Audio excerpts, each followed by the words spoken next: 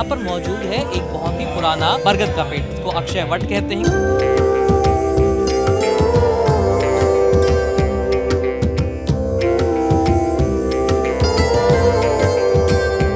एक बार नीचे चल करके इसकी जड़ के दर्शन आपको कराते हैं।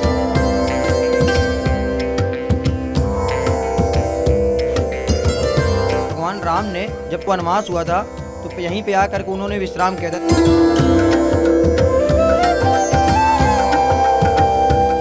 अगर आप माघ मेले में आए हैं, प्रयागराज में आए हैं, संगम में डुबकी लगाने के लिए आए हैं, तो संगम के ठीक बगल में ही एक किला है और यहाँ पर मौजूद है एक बहुत ही पुराना बरगद का पेड़, इसको अक्षय वट कहते हैं क्योंकि बहुत समय से है।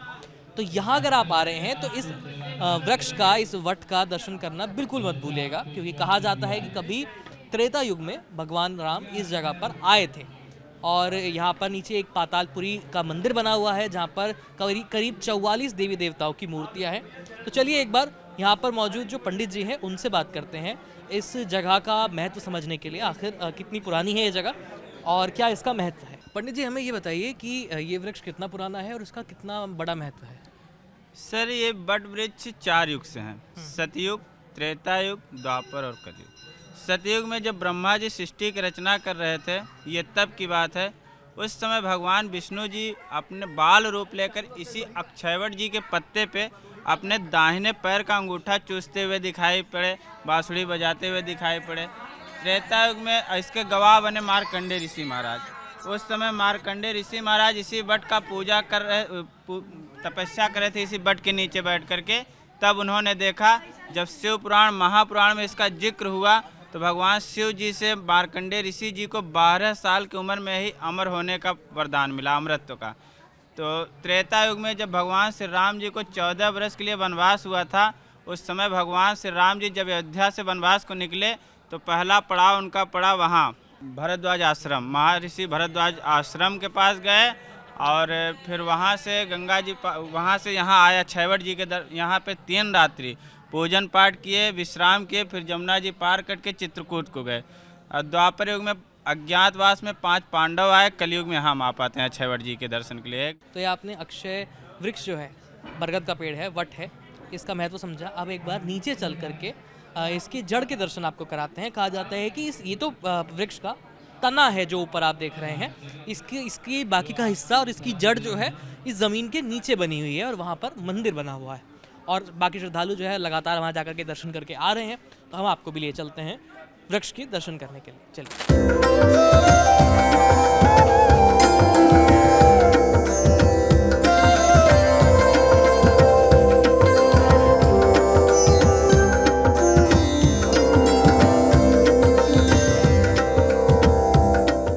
अभी आपने ऊपर दर्शन किए थे, इसके बाद हम आप नीचे आए हैं। ये बेसमेंट वाली जगह है और यहाँ पर भी पंडित जी मौजूद हैं। चलिए पंडित जी, इसकी इस स्थान की महिमा के बारे में बताइए। यही अक्षयवट का मूल जड़ है। ये 4 युग का स्थान है, सतयुग, त्रेता, द्वापर, कलयुग। 4 युग से बाबा की पूजा हो रही है। इसको मुगलों ने अपने समय में कई बार काट के नष्ट किया है। ब्रह्म पुराण में लिखा हुआ है कि अक्षयवट के 10 हाथ की दूरी पर सूर्यटंकेश्वर महादेव शिवलिंग होगी। जहाँ पर अक्षयवट होगा उसके दक्षिण दिशा की ओर आप देखेंगे, वो देखिए शिवलिंग दिखेगी आपको, वो सूर्यटंकेश्वर महादेव शिवलिंग है। ये 10 हाथ की दूरी पर है। भगवान राम ने जब उनको वनवास हुआ था तो यहीं पे आकर के उन्होंने विश्राम किया था। 3 रात्रि माता सीता के साथ पूजन पाठ करके चित्रकूट को गए। उसके बाद अपने पिता दशरथ जी का पिंडदान किया। जब उनका वनवास पूरा हो गया, अयोध्या से जा करके अपने पिता दशरथ जी का पहला पिंडदान यहाँ किया, दूसरा काशी में, तीसरा गया में। तब राजा दशरथ जी बैकुंठ को गए। तभी से पिंडदान की प्रथा शुरू हुई, ऐसा कहते हैं लोग। यही मुख्य स्थान इसका यही है जहाँ पर अक्षयवट का मूल जड़ होगा। इसका पूरा जड़ है, इसका चरण देखेंगे नीचे है। इसकी पूरा पेड़ आप यहाँ से ऊपर में आ करके इसका पूरा देखेंगे, ऊपर में लेंगे, सारा पेड़ आपको ऊपर से दिखेगा।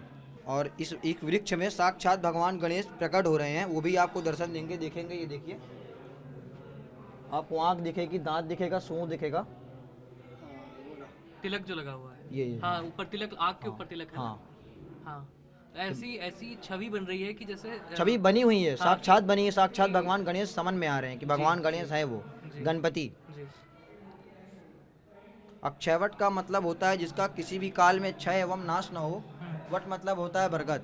जब ब्रह्मा जी ने सृष्टि की रचना की थी तो इसी अक्षयवट के पत्ते के ऊपर भगवान विष्णु दाहिने पैर का अंगूठा चूसते हुए दिखलाई पड़े। ये दृश्य देखने वाले मार्कंडेय ऋषि हैं, ऐसा मार्कंडेय पुराण में लिखा हुआ है। तभी सृष्टि की रचना हुई। जब ब्रह्मा जी ने सृष्टि की रचना की, जब तो इसी अक्षयवट के पत्ते के ऊपर भगवान विष्णु देखिए दाहिने पैर का अंगूठा चूसते हुए आपको दिखलाई देंगे। ये दृश्य मार्कंडेय ऋषि हैं, देखिए दृश्य देख रहे हैं, ये मार्कंडेय पुराण में लिखा हुआ है ऐसा। ये अजय अमर हैं जिन्होंने महाप्रलय देखा है। भगवान शंकर का इनको वरदान है। भगवान ब्रह्मा विष्णु महेश का इस वृक्ष में वास होता है। 3 मूर्ति है, ब्रह्मा विष्णु महेश। ये ब्रह्मा जी के 4 पुत्र हैं, सनत, सनंदन, सनकादि, सनत कुमार। जो सनत कुमार जी ने कहते हैं। जी जी हाँ। ये मूल जड़ है, देखेंगे आपको एक घेरा दिखेगा, ये कुआं है, कामकूप कुआं है, पूरा गोल से देखेंगे आप। इसी हाँ जो इसी पत्थर की हाँ ये ये लकीर बनी हुई है। लकीर बनी हुई है। ये सरस्वती कूप कुआं था पहले। लोग इसी अक्षयवट से लोग कूदते थे इस कुएं के अंदर मोक्ष की प्राप्ति के लिए। अफवाह उड़ी कि अगर हम इस कुएं के अंदर कूदेंगे तो हमको मोक्ष मिलेगा। तो अकबर ने इस प्रथा को बंद करा दिया, फिर भी लोग नहीं मानते तो लोग जमीन पर कूदने लगे। किसी का हाथ टूट जाए, किसी का पैर टूट जाए, फिर भी उसको ना मानने की वजह से इसने अकबर ने इस छत को डलवा दी। इसीलिए इसका नाम पातालपुरी पड़ा। पहले ये देवांगन था, खुला हुआ समूह था, 1-2 मूर्तियाँ थीं और बाकी ये वृक्ष बहुत बड़ा वृक्ष था। 17 किलोमीटर के रेंज में ये वृक्ष था। भगवान राम के समय काफ़ी बड़ा वृक्ष था ये। इसको मुगलों ने 23 बार काट के नष्ट किया है, जलाया है, तांबा रख करके इसको सील दिया गया ताकि ये दोबारा अपने स्थान पे खड़ा ना हो पाए। लेकिन ये सनातन वृक्ष था, अपने स्थान पे उसी जगह खड़ा हो गया, क्योंकि कलयुग की महिमा भगवान विष्णु साक्षात प्रकट हुए और साक्षात भगवान गणेश जी प्रकट हुए कलयुग में, जिसको अभी मैंने आपको दर्शन कराया। ये इसकी महिमा है। वो जो अक्षयवट है उसको कहा जाता है कि वो दिगंबर जैन का पद चिन्ह है। वहाँ पे ऋषभ ने तपस्या किया था और यहाँ पे भगवान राम ने पूजा किया है। इसका पुराणों में वर्णन है, शास्त्रों में इसका वर्णन है। 2013 में महाराज आनंद गिरी जो थे, हनुमान मंदिर के जो पुजारी थे आनंद गिरी जी, उन्होंने 2013 में इसकी वीडियो डाली है।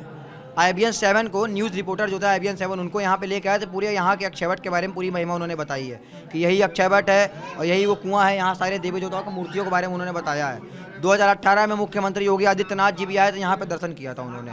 राजा भैया भी आ करके यहीं दर्शन करके गए हैं।